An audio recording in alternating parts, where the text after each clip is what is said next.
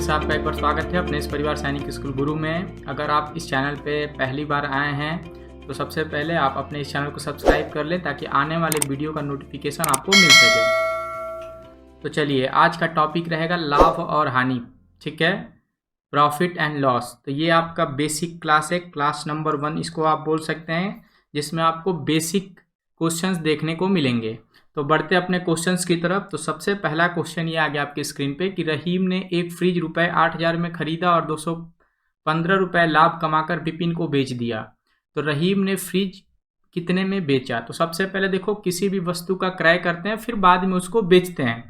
तो इसमें आपको देखिए कैसे करना है। तो सबसे पहले लिख लीजिएगा आप कॉस्ट प्राइस और बाद में इसको सेल करेंगे यानी सेलिंग प्राइस।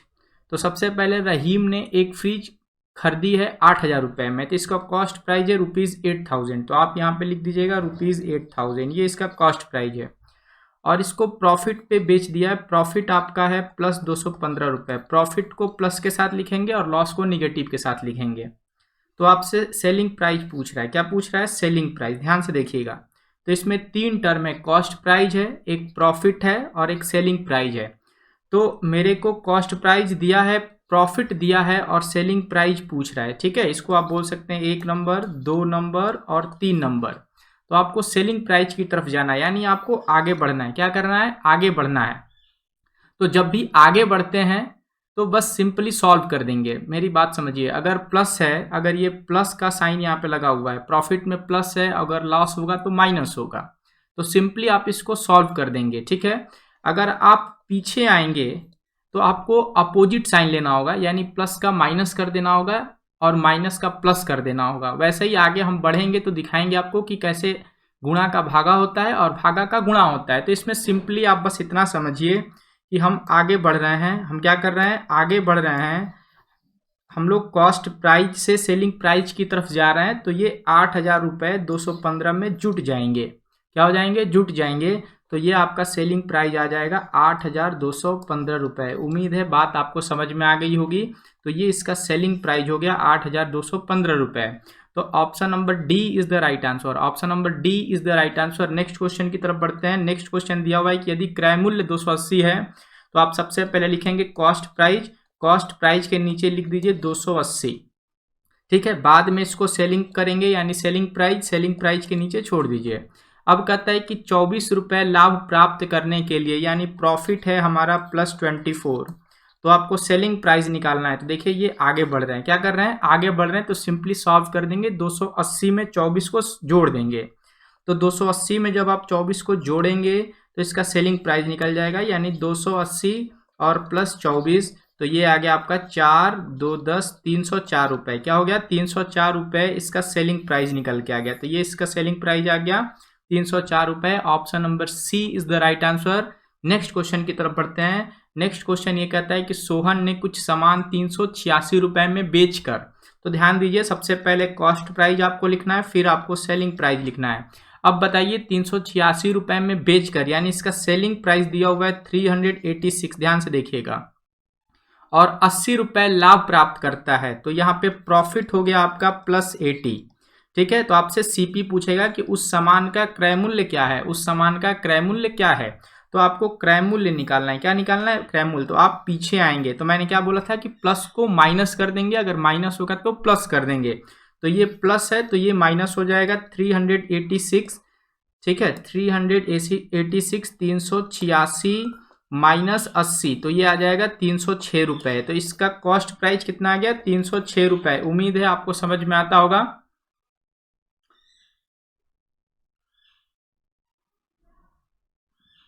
चलिए, ये क्वेश्चन कुछ गलत इसका आंसर लग गया है। इसका आंसर आएगा 306 रुपये। ठीक है, जो कि इसमें ऑप्शन में नहीं दिया हुआ है। सोहन ने कुछ सामान 386 में बेचकर 80 रुपये का लाभ प्राप्त किया, तो सामान का क्रय मूल्य क्या होगा?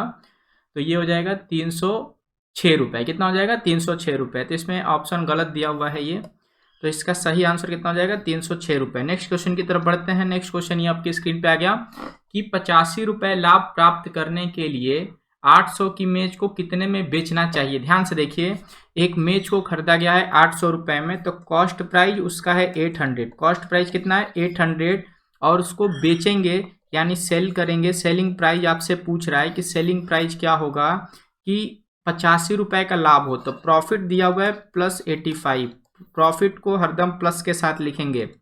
तो ये आपका आगे बढ़ रहा है, तो ये हो जाएगा 800 + 85, 800 + 85, तो ये आ गया आपका 885, यानी सेलिंग प्राइस आ गया 885 रुपये। Option number D is the right answer.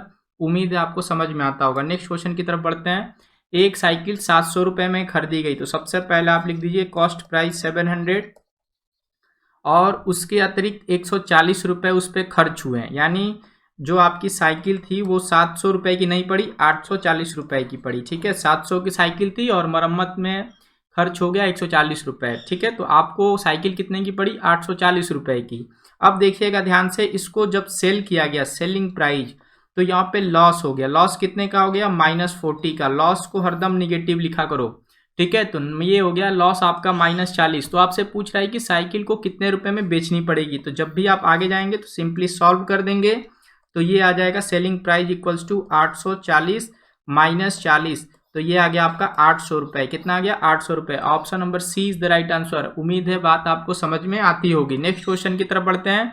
विक्रय मूल्य दिया है 160 रुपये और हानि दिया हुआ है 24 रुपये। ध्यान से देखना, इसका सेलिंग प्राइस दिया हुआ है 160 रुपये। कितना दिया हुआ है, सेलिंग प्राइस 160 और लॉस दिया हुआ है -24 रुपये, -24 रुपये, और आपसे कॉस्ट प्राइस पूछ रहा है, तो आप पीछे आ रहे हैं, तो ये साइन क्या हो जाएगा, पॉजिटिव हो जाएगा। ठीक है, तो आप इसको हल कर लेंगे, 160 + 24 प्लस क्या कर लेंगे, 24। बात समझ में आ गई।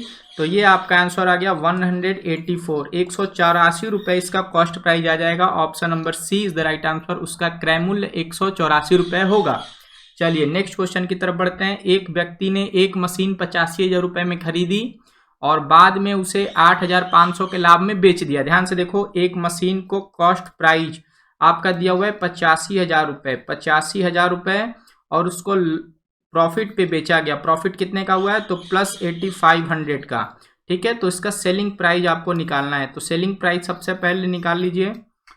ठीक है, सेलिंग प्राइस का काम निकाल लो, कितना होगा, तो 85,000 में आपको 8500 जोड़ना पड़ेगा, तो ये हो जाएगा 85,000 और 8500 को जोड़ेंगे तो आपका आ जाएगा 83,500। कितना आ जाएगा, 83,500 रुपये।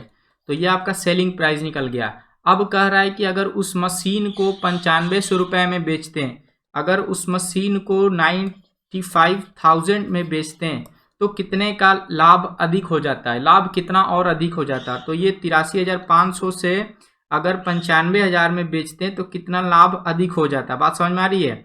तो देखिए ये आपका तो सबसे पहले ये देख लो कि कॉस्ट प्राइस अगर 8500 है, अगर उसको 95,000 में बेचेंगे तो सीधा सीधी 10,000 का लाभ होता। कितने हज़ार का लाभ होता, 10,000 का लाभ होता।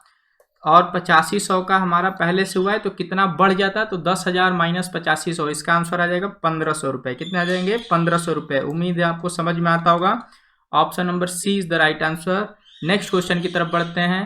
375 रुपये के एक पंखे को 400 रुपये में बेचा गया, तो लाभ या हानि ज्ञात करो। देखो कॉस्ट प्राइस दिया हुआ है 375 रुपये और सेलिंग प्राइस दिया हुआ है 400 रुपये। तो देखो सेलिंग प्राइस ज़्यादा है यानी उसको प्रॉफिट हुआ होगा, तो प्रॉफिट का आप निकाल लीजिए सीधे। 400 में से 375 को माइनस कर देंगे, 400 - 375, तो यहाँ पे आपका आ गया 25 रुपये, प्लस 25 रुपये आपका लाभ हो गया। तो ये option number B is the right answer. तो इसमें आपका लाभ आ गया 25 रुपये। ठीक है, तो मिलते हैं अगले वीडियो में, तब तक के लिए धन्यवाद, थैंक यू।